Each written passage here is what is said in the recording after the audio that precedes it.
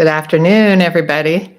Uh, if I can see just a thumbs up that you can see me and hear me okay, that would be helpful. Um, and we will jump in and get started. We've got a lot of material to cover, but as always, the people who are on get the priority in terms of asking questions. This is a live stream question and answer, and this is Therapist Talks, obviously. So if you can see me and hear me okay, give me a thumbs up or even something in the chat bar so that I know that everything's coming in loud and clear. I do have some more toys that I'm using, so I just want to make sure you can hear me. Anybody, give me a thumbs up or say something in the chat bar so I can move forward. So anyway, we're going to jump in, and if you can't hear me, let me know because it seems like everyone's being shy today, which is fine. All right, hi everyone. Shannon Petrovich with Therapist Talks. So we're going to have a lot of good stuff to talk about, but I really want to hear what you guys have to say. So if you have a topic, a question, a suggestion, just put it in the chat bar. I wanted to bring up my new website. It is fresh and new and fun, and my other one was my own creation, so it was kind of a hot mess. And this one is really nice. One of my stepsons created it, and it's just really fresh. So it's nofoggydays.com, which is easy to.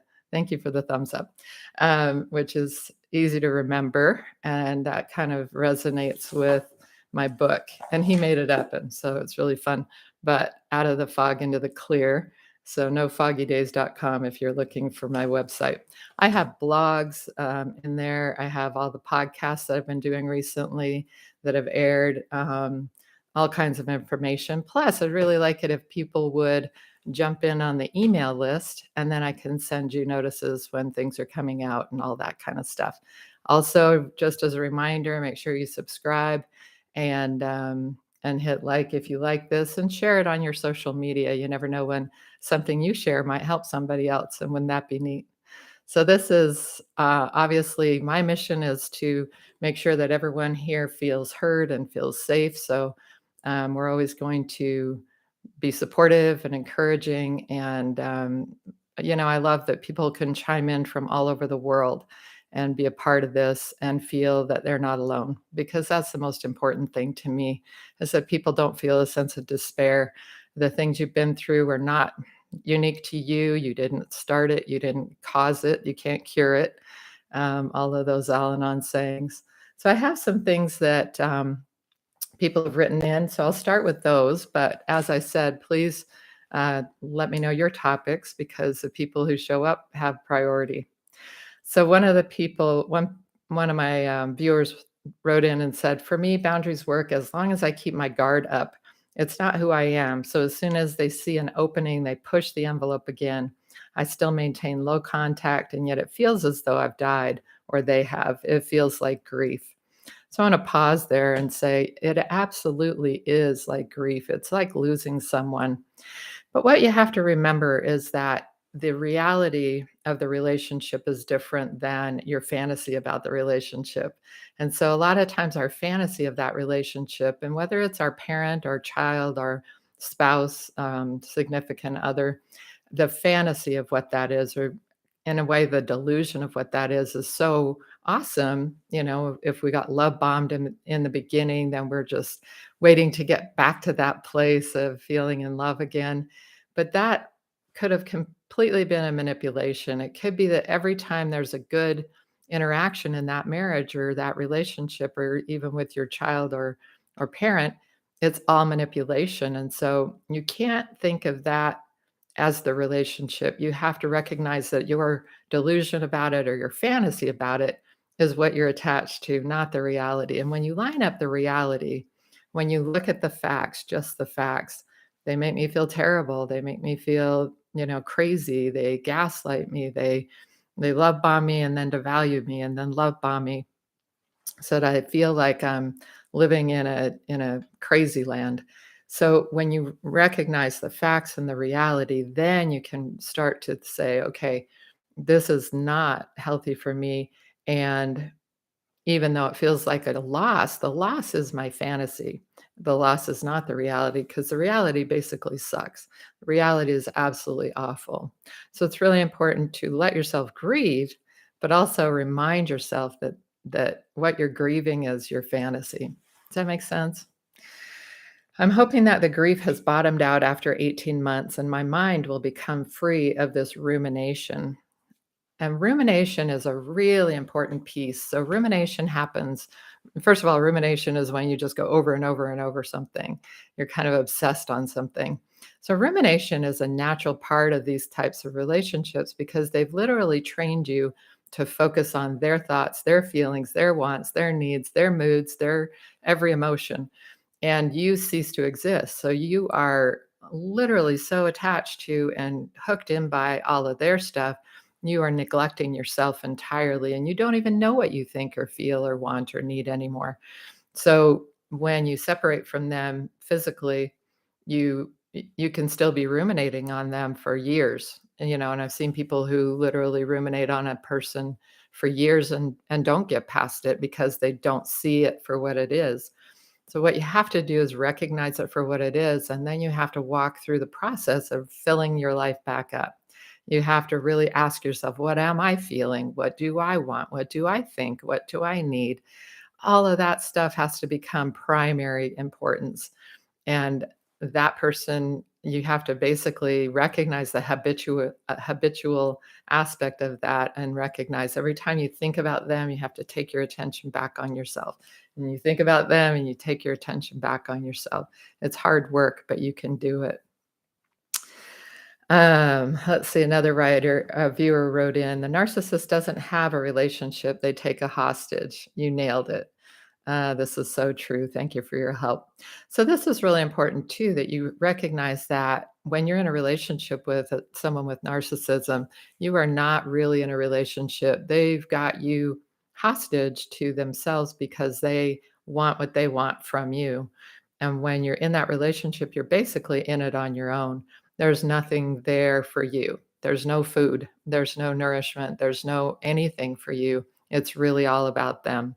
And the longer you're in that relationship, the more you're going to be sucked dry. It's an extremely draining, bankrupting kind of a relationship. And over time, you will be emotionally, physically, spiritually, and maybe even financially drained, dry. So it's really important to learn to let go, learn to separate yourself, learn to take care of yourself, and notice what you need to notice for yourself. I really struggle to process the damage from feeling like an outcast. The hurt and pain from being constantly humiliated and outcast are so deep, I don't know if I can ever heal. I knew my narcissistic mother was very disturbed. Even as a very young child, I never felt comfortable in her presence. She sensed my discomfort and disapproval and punished me harshly from the time I was young into adulthood. It's taken me over a year of not speaking with her to realize the full destructive impact of her abuse. I see the shadow of her casting not good enough, blame, shame, guilt that has shown up in every area of my life. I almost feel like my chance at living a good life has been stolen. I'm doing deep reading and writing to attempt to overwrite the old programming.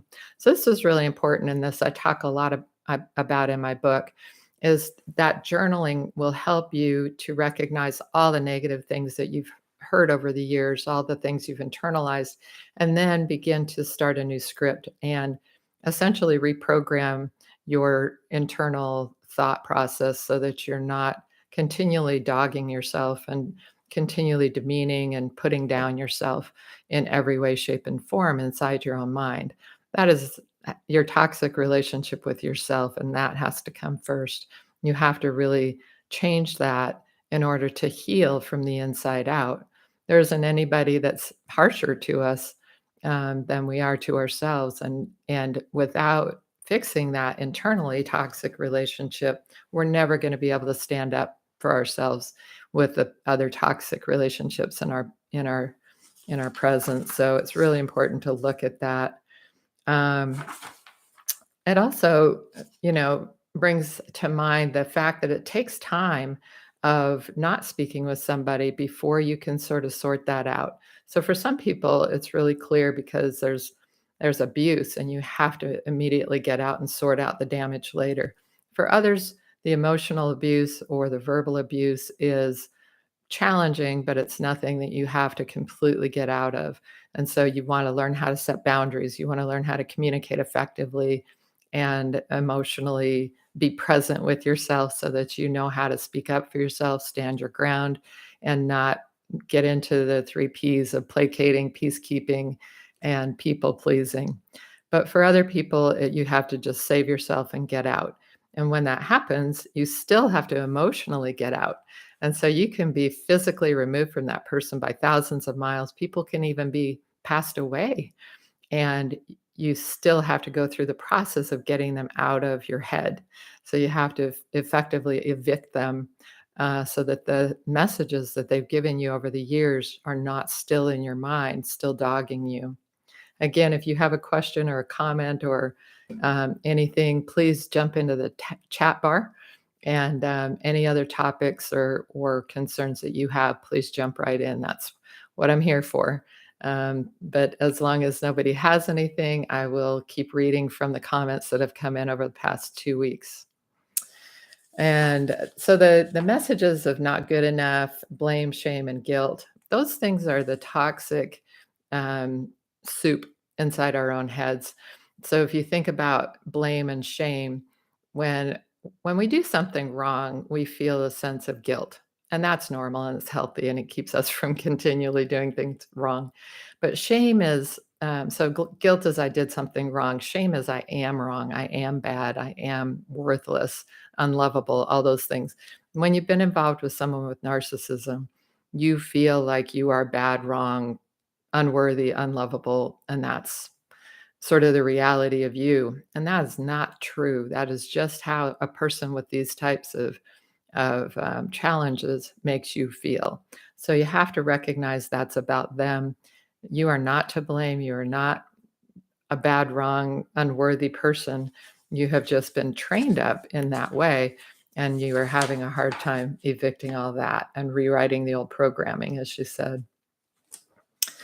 Can you do a video on recovering from triangulation and humiliation as a scapegoat?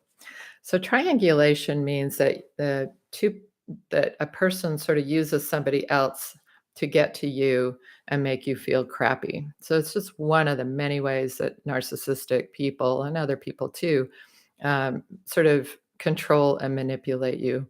Using someone as a scapegoat is that everything is blamed on that person.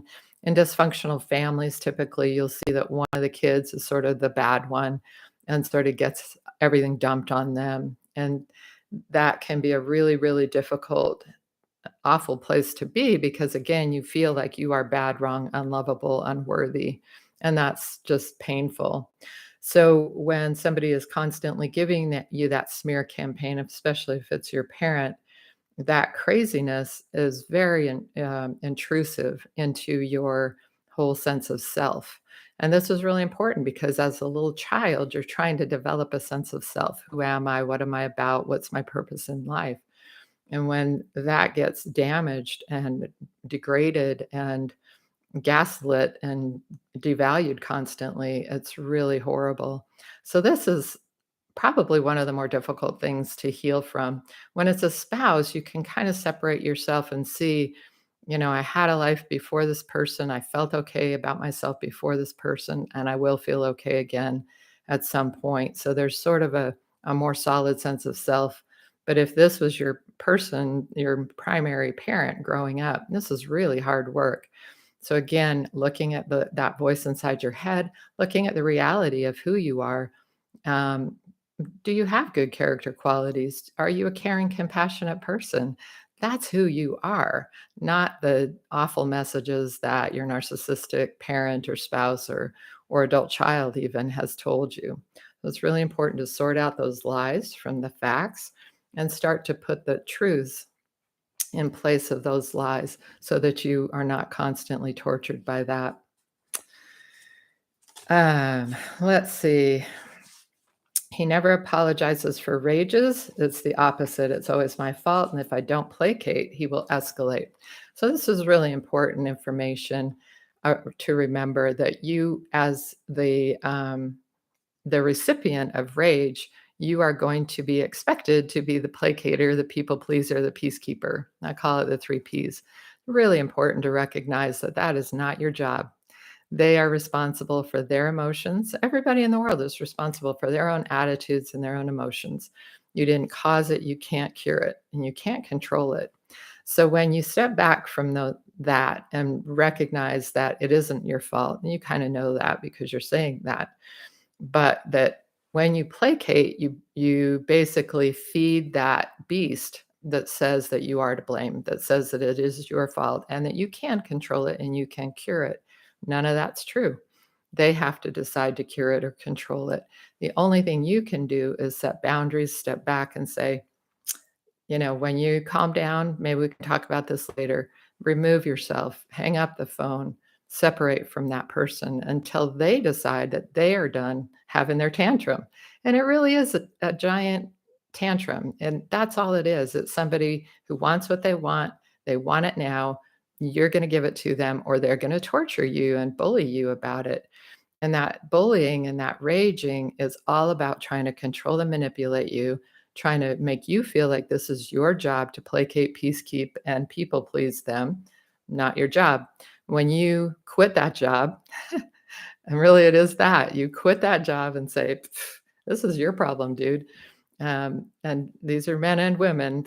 Don't get me wrong. This is not all about men at all. So when you quit that job and you are no longer the placater, people pleaser, or peacekeeper, that person actually has to deal with their own emotions. It's like giving somebody a grown up timeout. So when you consistently pull back, disconnect, walk away, drive away, then that person is left with their own emotions and they have to start dealing with it. And that's the only hope that they can ever get better. Now, if they escalate to violence, then it's time to call the police, get out for good. Because then they're saying to you, when you have boundaries, when you want to fully exist in this relationship, I will beat you up. And so that is a very clear indication you're dealing with that severe level of narcissist, that they are willing to go to that level to put you back in your place, and that they are not going to respect you. There's no way. And so you've got to get out and you've got to separate and disconnect for good. And that can be your adult child, that can be your parent, that could be your spouse or significant other. It can even be a sibling. You have to know when that person is so sociopathic that they don't care about your rights or needs or wants or emotions. They don't respect your even basic physical presence. They're literally physically assaulting you because you've asked for emotional boundaries. That's off the rails. That is severe. That is non-starter. Okay. So again, please chime in with your questions. I will keep going as long as nobody has questions, but this is really unusual. So I hope my chat bar works today. Um, Anybody have topics or questions? Where's everybody from anyway? If you want to chime in with that, that would be cool too. Tell me where you're from and where you're hailing or jumping in here from. I know it can be really hard to jump in here from other parts of the world, but in past live streams, we've had people from all over who are probably getting up in the middle of the night, which I appreciate. Let's see. Um, I needed this. Yes, the love bombing. Hard when it's your child, your adult child, very abusive, starts out with verbal abuse, and then physically and verbally abusive. I see this in her, and I want off this merry-go-round. And that's such a common feeling, that you're on a merry-go-round or that you're on this roller coaster. And those are the analogies that people use because that's what it feels like. It also feels like the fog, like, how do I get out of this? How do I see clearly through this?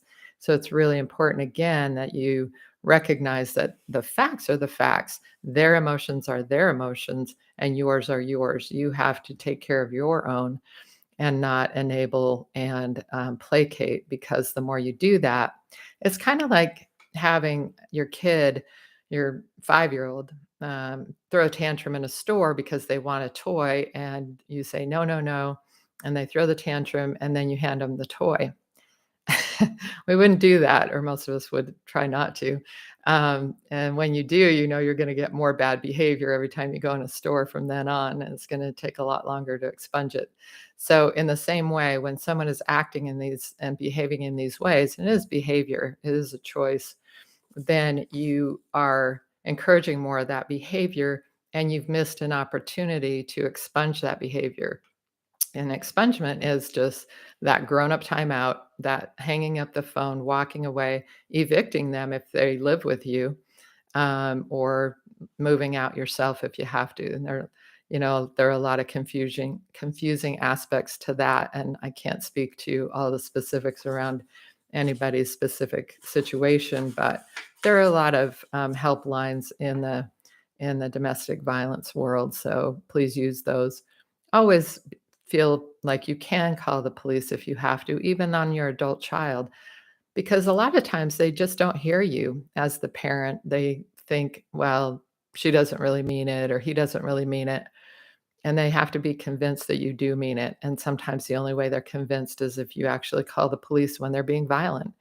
Violence is not okay, and it is, punishable by having a police officer come and say, that's not okay. So that's really important to be able to do that and stand up for yourself. Just this morning, I walked them to their car, and they got tantrumy because I smelled perfume in the air. He acted like it was my fault. When raising kids, we know what tantrums look like, but did not say why it got them upset about the comment. So basically, this is just talking about the same kind of thing, that when you recognize it as a tantrum, then you can emotionally separate from it and go, wow, that was ridiculous. And you don't take it on. And when you don't take it on, then you can, and you're emotionally separate from it, then you can watch the circus go by and not jump in the monkey's cage with them.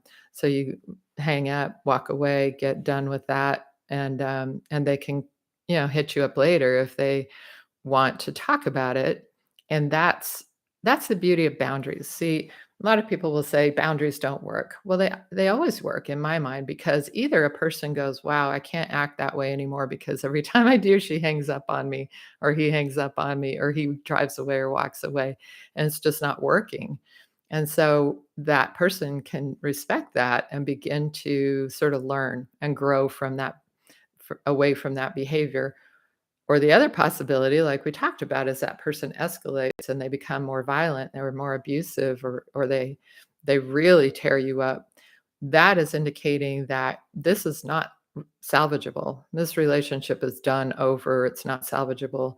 It's you or them, basically, that you cannot exist in that relationship in a healthy way, and you got to get out. So the boundaries worked. They either made the situation better, or they made it really, really crystal clear that you're done. And that's really critical. I can't emphasize that enough. In order to set boundaries, though, we got to get rid of the 3 Ps. You've got to stop placating. The wanting to make it better, wanting to, well, if I just did it differently, well, if I just sort of said this or did that, or didn't say this or didn't do that, or didn't talk about my feelings, or didn't talk about what I thought or needed or wanted, then it would all be fine. That's placating. That's people pleasing. And that's peacekeeping. And when we do that, we undermine ourselves. We're not owning our own thoughts, feelings, needs, wants, and we're undermining ourselves by ceasing to exist in the relationship. Basically, you're saying this relationship is all about you. It's all about supplying you with puffing you up and making you feel better, and I don't need to exist. When you say that over and over and over again, that person believes you, and you believe you, and that's awful. That's you being toxic to yourself too. So we have to own ourselves, own our thoughts, feelings, wants, needs, start to set boundaries, stop the 3 Ps, stop undermining yourself. And those things are super crucial. My ex would rage at me, accuse, and when I would say that's not true, they would scream, "You've done nothing for me." Or they would scream, red face, spittle coming out of the mouth, "It's your anger." Yeah, that's classic gaslighting, right? So when someone is just like freaking out and raging and saying that you're the angry one, it's like, okay, wow. And so that crazy making stuff, again, it can get in your head if you don't recognize the facts and separate yourself from it and go, no, that's crazy. And that is not me. And I did not start this. And this is not about anything that I can do. This is really about control and manipulation. And when it's control and manipulation, you can't do anything but step back, own your own stuff, own your own truths, try to exist in that relationship. And if you can't, then you got to get out. They weren't kind, had no mercy, they were unreasonable, um, and then they turned the kids against her. I would just so my ex was explosive, could control it in front of others. I love this. This is so important. Every single and this is how you know that this is behavior. It can be turned on and it can be turned off. When you see a person that can explode and ream you out and look like they are absolutely frothing at the mouth, absolutely we think of it as out of control. They will say, "Oh, I was in the red zone. I had no control, blah blah blah blah blah." Bullshit. Sorry. Scratch that. BS. That is not true. You will see that same person. If you call the police, they will act like the most charming person on earth. If they were out of control, they would not be able to stop when the police officer rolled up. Plain and simple. They would still be out of control. And so you have to tell yourself that is not true.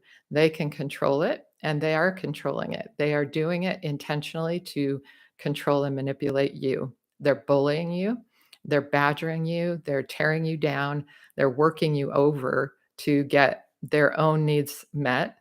And if they do get their needs met every time they do that, then they just keep doing it more.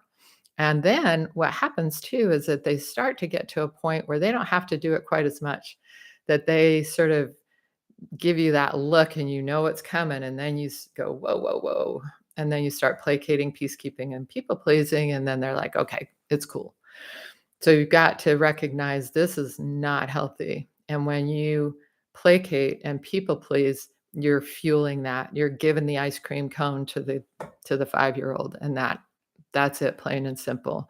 And when you hand that ice cream cone to that 5-year-old, you are asking for more of the same. So you've got to separate. You've got to say, this is your problem. This is your emotion. I'm not in it. And when somebody, I think of it as a intensity, and it can be anger, any kind of intensity, because some narcissists, and we're talking more like the covert narcissists, their explosion is really different looking. So it can look like tears and like I did a video recently called The Martyr Narcissist. And it was really about that martyr narcissist, that one that attacks you from victim space, like, oh, you don't love me. And like it's rage, but it's victimy, but it's rage, but it's freaking out and tears and suicidal bluster, threats, and all that kind of stuff. It can be violent at the same time. It's like really, really confusing. I think that's one of the more confusing types of narcissism that there is that covert martyr narcissist, or martyr narc is what I called it. So that's really important to recognize that is also not about you. That when somebody is in that intensity, so if we think of intensity as a 1 to 10 scale, anything from 5 to 10 is really counterproductive. We're in that fight, flight, freeze mode. We are not probably making a lot of sense. We're not probably being very kind or rational or anything. So in that 5 to 10 mode, nothing good is happening for that relationship. And it's best just to take a break, right? And so if you're in a good relationship, you say, you know what, we're kind of getting intense. How about we both go take a break? Let's think about it, pray about it, write about it, and we'll come back and talk about it. A reasonable relationship would say, cool, you're right. This is going nowhere. Let's take a break and let's come back. That's healthy communication in a couple. Now, with a narcissist, they're like, no, heck no, we're not doing that. I'm going at you. I'm going to keep badgering you until you cave in, um, decide that I'm right, and give me what I want, give me what I need, and give me what I my supply desires in this moment.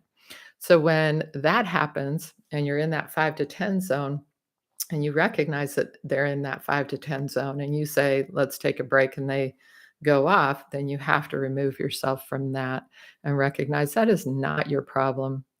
Um, so recognizing when they get into that 5 to 10 zone and they say I was out of control, that's not true, because if you see that police officer show up, or somebody on the street shows up and they are perfectly calm, you can see that that was completely within their control. So that's the important piece I wanted to say. Again, if you have a comment or question or anything, please jump into the chat bar. I can't believe it's been so quiet. It's funny because 2 weeks ago when I showed up, I had a whole stack of questions and I didn't get to one of them because everybody was really chatty. And today it's been crickets, so I'm fine either way. It's just me. Uh, I just don't want to neglect you guys that showed up. Let's see. A lot of people bought into it, and it's been really hard, that martyr narcissism. Okay, so talking about forgiveness. So somebody chimed in about believers among us. What helped me most was on forgiving the narcissists in my life. When we believers forgive, it does not mean the narcs are off the hook and will not be held accountable for their actions. Rather, it means we have let them go. So this is a really hard issue for a lot of people. Forgiveness doesn't mean restoration of the relationship. That is absolute, right? So you can forgive somebody, which just means that you're done drinking the poison of your resentment, okay? Because we can know that somebody did terrible, wrong things to us. We can know that we're really sad, angry, upset about that. We can process those feelings and we can get to a place of letting it go, letting them go. Doesn't mean that we don't still hurt sometimes, doesn't mean that that impact of that is gone. It just means that I'm not going to live in resentment of that person. That person is who they are. I'm separated from that drama. Not going to go back, not going to engage in it. I'm going to protect myself from it at all times, at all costs. And those are the facts. Those are just the facts. But I don't have to feel resentment and fury and rage for the rest of my life. I can stop drinking that poison of the resentment. That's what forgiveness means. So I did a video a couple of years ago now that was called "So You Want to Get Revenge on Your Narcissistic Ex," and I used that as a segue to get into forgiveness and moving forward with your life. And it was kind of comical because a lot of people jumped into that video thinking that I was going to tell them how to get even with their narcissistic ex, which was the opposite of what I was going to tell them. And so some people are like, "What? Wait a minute." A couple of times over the last 2 weeks, I've had people say, "Are you reading from someone else's material on your videos? That's messed up." I'm like, "No, gosh, I've been doing this for 4 years. I've actually never even looked at or watched anybody else's videos because I don't want to accidentally use someone else's information or insights or anything. Absolutely every single thing that you hear out of my mouth is my stuff. And it's always, I do write it out because I don't want to just babble. I don't want to get on a 10-minute video and not give you anything of quality. So I organize it, I write it, and then I am reading it to some degree, although I've tried to over the last couple of years get better at sort of scanning and winging it so it doesn't look so read. But anyway, that is true. I am reading, but it's my own stuff. So I don't want anybody to think I'm a fraud. I'm a lot of things, and I'm definitely human and very flawed, but I'm not a fraud. um, so anyway, again, if anybody has any questions, topics, comments, jump into the chat bar. We've got about 10 more minutes left. And I would love to answer anything that you guys have on your minds or on your hearts. And I know it could be that the way I announced this was buried in the video that I did on Friday. I did a video on Friday that was about why, um, follow your heart is the worst advice you could ever give somebody who's in a relationship with a narcissist. I talked about how your heart and your emotions are totally hooked into that narcissistic person, and so that you've got to separate from that emotion trauma bonded part of you, and you've got to look at the facts. You've got to look at the um, your rational mind, and you've got to make a rational decision, and you can still feel like you're in love with that person. You can still love that person with your whole heart and soul and feel like you really want back what you had in the beginning, that but you have to then line up the facts and say, there was no reality to that. They were love bombing me. They were manipulating and controlling me. I was completely drawn into it. I had no idea what was going on. And now I recognize with my wise mind, with my rational mind, that that person is no good for me and I've got to get out. And when you recognize that, you kind of have to drag your heart kicking and screaming into that new reality of mental health for you and choosing you and letting go of the fantasy that you could somehow get back to that other person or that other the beginning of what that relationship was like. So that's what that video was about. And when I announced this, I kind of had it buried in there, so I don't know if people didn't kind of get on board with that because of that. But anyway, um, let's see if I have some more that I wanted to share with you. Anybody have any comments or questions? And my martyred narc, or my narcissistic mother, sorry, 95 years old, stole all my money 20 years ago. Now I am forced to look after her, and she is financially abusing me. Um, she's doing me in with her gaslighting and devaluing. So this is really sad to me that, there's this again, if you grew up with a narcissistic parent, and I've done a couple of videos on this, unfortunately, like the parent is supposed to be altruistically loving, giving, supportive. Being a parent is all about deep empathy and deep altruism, and a narcissist is by definition set up to be a really, really bad parent. They don't have any empathy for others. They don't care about others' emotions. They care about their own. They're all about puffing up their empty sense of self. So that emptiness inside has to be filled constantly by other people. And when they ask their child to fill them up and adore them and give them the, adoration that they want from the kid, but also from others. So you feel like you have to be perfect. You have to show this perfect face to the world so that other people fill up your parent. That is just such toxic soup to carry with you into adulthood. What people tend to feel if they've been raised by that kind of parent, they feel unlovable, unworthy, and that they only matter when they're doing something for that person. And so they become rescuers. They become those they become people pleasers, really. And that's a lot of times where that people pleasing comes from. And then tragically, you are set up to have a relationship with a narcissist, right? Because that's what resonates for you. You want to be that rescuer, you want to people please, and you want to be that in that role. So that person, is financially abusing you, gaslighting and devaluing you, but there has to be a different way to, um, even if you're forced to look after her, and I would question that and I would maybe talk with some other people and check reality. Are there other ways that you can, it may not be the nicest thing, but there are state nursing homes, there are state programs that will help adults that have needs. If she's destroying you, you have to step back and ask yourself, is this worth it? Can I do this? I've seen so many times when the caregiver um, is outlived by the person they're caring for.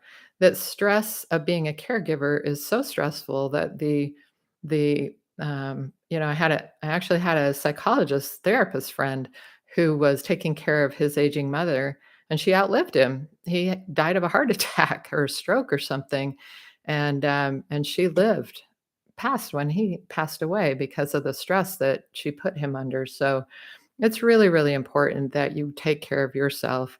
And, like I said, it may not be the nicest thing in the world, but there are programs out there, and maybe you need to step away. If not, emotionally step away.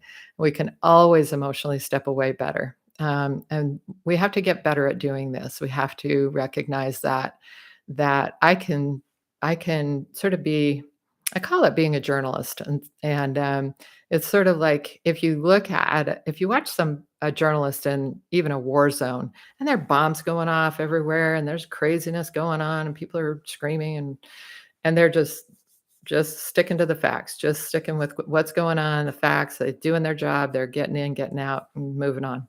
Now they might fall apart later, but right then they are just sticking with the facts. Oftentimes we need to learn to do that when we're around people who are toxic. So if I can go into a situation and recognize that stuff and just watch the circus go by and not engage in it, you can do that with a narcissistic parent, adult child, those people that you feel like you have to stay in relationship with, or even if you're co-parenting with an ex and you have to drop off the kids and pick them up, don't talk about anything else. Be the journalist. Only the facts. Get in, get out, get on your way. Don't get engaged emotionally. That kind of strategy and those kind of skills will serve you really, really well. So practice those, practice those, practice those. And that's what that looks like if you have to stay in relationship with them, which again, jury's out. All right. For me, it's a problem and a trigger when someone tells me that person's not healthy for you, because after that, I think, but what if they're healthy for someone else? What's wrong with me? So I think this is an interesting comment because it does speak to that part inside of us that's kind of broken, that kind of seeks to be that rescuer, and that seeks to be in that placating, peacekeeping, people pleasing role instead of in genuine, um, 100% relationship with someone. When a whole person and a whole person come together, they have a healthy give and take relationship that is both people are whole and both people fully exist in that relationship. When you are sort of drawn to being that rescuer, that placator, you have to step back and ask yourself why that is. Did you have a sense of worth in childhood that created that? And I think that, as a social worker, I think most of us kind of had that and came to the field with that. And we had to sort out our garbage or we would become the world's worst social workers because we would get absorbed into everybody's stuff. We would be placating and people pleasing, and that would make us terrible therapists. So I'm not saying this from an unempathetic place. I'm really saying it from a place of understanding that it's really important that we recognize those triggers and those desires to be that people pleaser, placator, and recognize that's just not healthy. And it's not what we need to do in healthy relationships. That's not who we are. We're whole people coming together to share and attach and connect in healthy ways to love each other and be better together. So that was I appreciate your jumping in on that and sharing that with me. I've been on roller coasters with siblings. It's harder to get off because you can't get divorced. It's better to have the narcissism in a spouse because you're free to remove that person from your life. Yes and no. I think you can set boundaries with siblings, but the thing is that those connections are deeper and older.